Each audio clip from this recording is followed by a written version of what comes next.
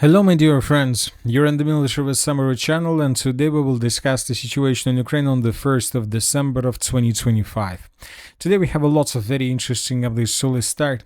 And this video, once again, we're going to talk about Ukraine, of course, and we're going to talk about, once again, about the ultimatum that was issued by the Russian Federation 4 years ago.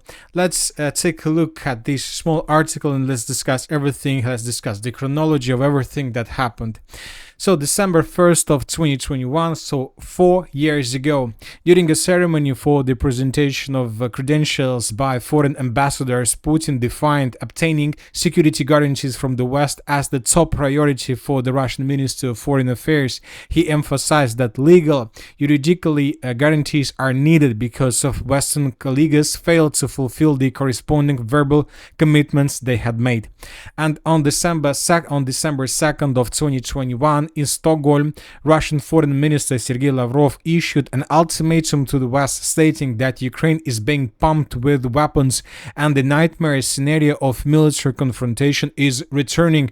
Lavrov threatened ignoring Russia's legitimate concerns, drawing Ukraine into the US geopolitical games against the backdrop of NATO forces being deployed in close proximity to our borders will have the most serious consequences and will force us to take countermeasures to restore the military strategic balance. So now we understand that Sergei Lavrov, the foreign minister, first of all was talking about the special military operation that started almost 2 months after. So on the 7th, so Russians issued ultimatum, and later on December 17th, the Russians published the draft agreements titled Treaty between the Russian Federation and the United States of America on Security Guarantees, and the second agreement was agreement on measures to ensure the security of the Russian Federation and member states of the North Alliance Treaty Organization. So that was an agreement published by the Russian Federation 4 years ago. 4 years ago. Not establish military bases or engage in military cooperation with states of the former USSR. This is what the United States were obliged to according to those agreements. Halt NATO's eastward expansion, including refusing admission to former Soviet republics. Not deploy intermediate and shorter range missiles near Russia's border, not deploy nuclear weapons abroad and dismantle existing infrastructure for them. Russia and the United States shall jointly undertake to not interfere in each other's internal affairs or support efforts to change each other's governments, limit military activity near each other's borders. NATO shall undertake to withdraw troops and military infrastructure from territories or countries that joined the alliance after 1997, refrain from any military activities in Ukraine, Eastern Europe, the South Caucasus and Central Asia, not conduct large-scale military exercises near Russia's borders. So those were demands, and that this is an ultimatum, the ultimatum that was issued by the Russians 4 years ago.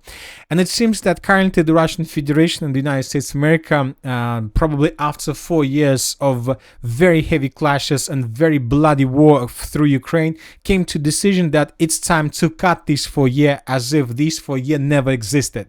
So it seems that we are returning back to 2021, and that today is the 1st of November. 1st of December of 2021, and Putin is about just to issue this ultimatum, and tomorrow the foreign minister Lavrov will confirm this ultimatum in Stockholm, and on the 3rd of December of 2025 the representatives, not 2025 but 2021, the representatives of the United States of America will come to the Russian Federation and will give the Russians this plan, this 28-point plan of security guarantees for the Russian Federation, for Ukraine and for the European Union. Once again, it seems that the USA and the Russian Federation are trying to forget anything that happened during these 4 years and to continue living as if nothing happened, and to continue living as if the United States of America, the Western countries and NATO countries started listening to the Russian Federation at the beginning, and that there were no 4 years of heavy clashes in Ukraine.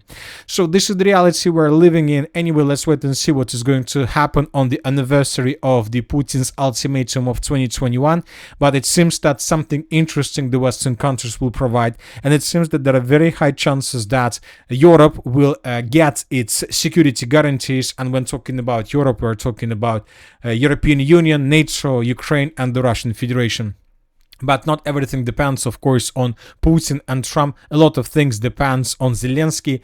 He says that there are important days and much can change. And he said that after conversation with NATO secretary. Furthermore, we have reports that Zelensky fled to Paris, and currently he has already meeting with the president of France, Macron. Most likely they were talking about guarantees, and most likely Zelensky is trying to get obligations through Europe that they will continue supporting Ukraine, even if the United States of America will stop doing this. So let's wait and see what is going to be next. But once again, there are very high chances that at the anniversary of 2021 ultimatum, we're gonna get security guarantees for every single country and state through Europe. But at the same time, we see that both the Russians and the Ukrainians are not going to stop. They continue fighting across Ukraine, across the front line. So let's discuss everything now in details. And first, let's talk about the city of Dnipro. During the previous day, the Russians attacked the city with Iskander missile. So this is the video that was published today, and here we can see how Russians using Iskander missile attack a factory, probably a factory. Later sources say that this was a factory that Ukrainians used to prepare or to create or to produce drones. So the building, as you can see, was completely destroyed.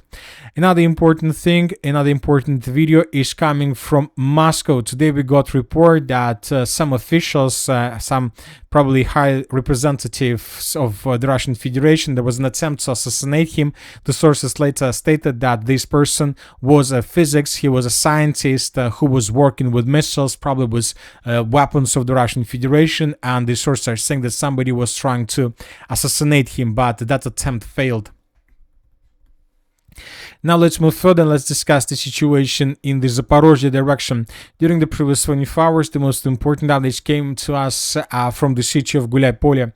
Today, several pro-Ukrainian sources adjusted their maps, showing us additional progress on the ground. According to information we have, the Russians continue offensive towards the road R85 with the purpose to capture the settlements of Dobropolye, Varvarovka, and to improve their positions on the territory of Gulyai-Polye. So as you can see, pro-Ukrainian sources published huge changes on the ground. Another important thing is that the Russians continue suggesting and proposing Ukrainians to surrender.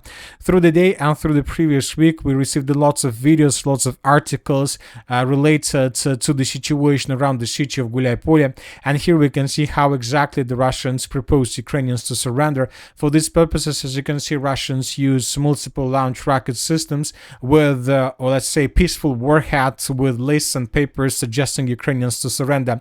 The Russians reported that just during the previous days they managed to launch missiles with more than 5,000 lists and papers suggesting Ukrainians to surrender through the entire settlement of Gulyai-Polye. As of now, there are still very heavy clashes, but it seems that due to the current situation, not just military but political, it seems that Ukrainians would be forced to fall back in coming days. Now let's move further and let's talk about the Pokrovsk direction. During the previous 12 hours, we haven't received almost anything. Probably the most important video is coming from the southern part of the city of Mirnograd. This is a very important video because this is the first proof, the first evidence that the clashes are taking place through the southern part of the city. In this video, we can see how Ukrainians and Russians were fighting in the territory of the southern Mirnograd citadel. We don't see any Russian soldiers through the video, but the sources are saying, the author of this video is saying that there is a close combat, probably 1 or 150 meters. The position of Ukrainian soldier was discovered. A Ukrainian soldier was staying and fighting, shooting exactly from this point, and Ukrainian soldier most likely was attacking either in the southern direction or he was attacking building to the southeast, which means that these territories are under strong control of the armed forces of the Russian Federation and that the Russians continue advancing. Furthermore, the Russians continue bombing and attacking positions of the armed forces of Ukraine through the territory of Mirnograd. In this video, we can see how Russians using FAB 3000 or FAB 1500 reduced the entire building almost to ruins. Now let's talk about the Konstantinovka direction, because during the previous 24 hours it seems that the most important updates came exactly from this area. So since the beginning of the battle for Konstantinovka, mainly we were receiving videos from the city itself and from the south and from the southeastern parts when Russians were trying to attack, to capture, to improve their positions, and mainly adjustments and changes on the ground were coming also from these areas. But during the previous 24 hours, the Minister of Defense of the Russian Federation, telling the truth, shocked everybody who follows the special military operation, because according to the Minister of Defense, the Russians managed to establish complete control over the settlement by the name of Klinova. So these are the changes on the ground between the dates. This is the situation by the end of the 30th of November, and this is the situation by the end of the 1st of December. So the Russians stated today that as a result of offensive operation, the armed forces of the Russian Federation managed to capture the settlement of Klinova. Saying the truth, I don't understand, and probably nobody knows how exactly the Russians managed to do this.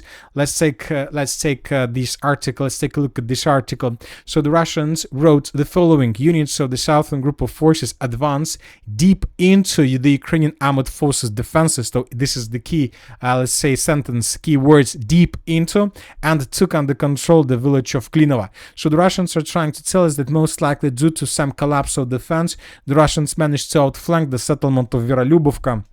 Or maybe the Russians managed to outflank the settlements of Popasna and Bezemenne and to capture the village of Kalinova, and without entering the villages of Verolubovka and other different villages in this area. So based on the report of the Minister of Defense, we adjusted the map, and if this information is correct, if this information is true, then most likely Ukraine and the defense and the contingent of the armed forces of Ukraine of the city of Konstantinovka enters its hardest period of time, because from these positions most likely Russians will be able to cut supply and support of Ukrainian forces and Ukrainian contingent on the Russian side of the railways. We are talking about these positions, and Ukrainians at the end would be forced to fall back from this area without showing any resistance.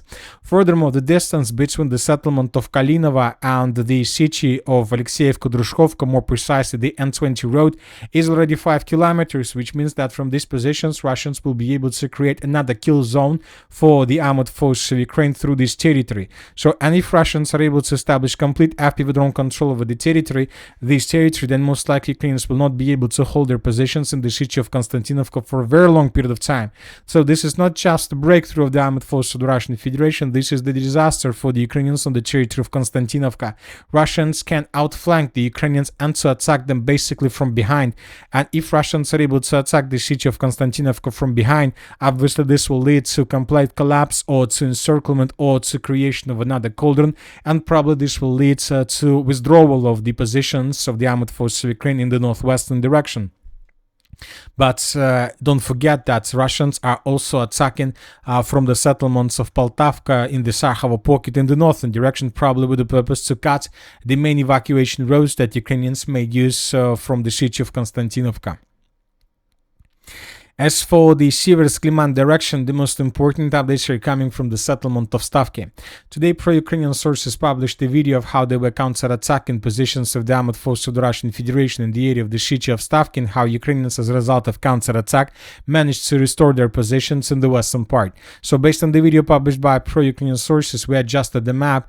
As of now, we believe that this was something like a media counter-attack related to talks and negotiations between Russia, the United States, America and Ukraine. So that is why, of course, we adjusted the map, but we believe that Ukrainians don't have possibilities to hold their positions. We believe that they will be forced to fall back from this area in coming days, and obviously right after the end of the talks between Russia and the United States of America, Russians will restore control over the territory. As for the Kharkiv direction, the most important updates are coming from the city of Volchansk. Today, several pro-Russian sources stated that the city of Volchansk was captured by the Russians for more than 90%. We believe that in coming days, and most likely during, let's say, talks or before talks between Witkov and the Russian side, the Minister of Defense of the Russian Federation will confirm complete control over the city of Volchansk, and probably the Minister of Defense will publish a video where we might see different flags of the Russian Federation raced through the city of Volchansk. So it seems that everything is going to happen in coming days. So let's compare the map between the dates. This is the situation by the end of the 30th, and this is the situation by the end of the 1st of December. The Russians also, as you can see, improved their positions in the area of the village of Vilcha and Liman, and the Russians continue advancing further. So we are entering the end of the 1st of December. Tomorrow we're gonna get lots of updates regarding talks between Wittkov and Putin, and most likely either by the end of the 2nd of December or during the 3rd of December, the president of the Russian Federation will give us the answer regarding Ukraine, regarding the peaceful settlement of the conflict. Once again, there are very high chances that the conflict can be resolved in coming days. And that's it for today. Military of a Summary channel reminds we condemn any violence in the world. Thank you for watching. Subscribe to my channel, put your likes, join my Patreon, and have a good day. Bye bye.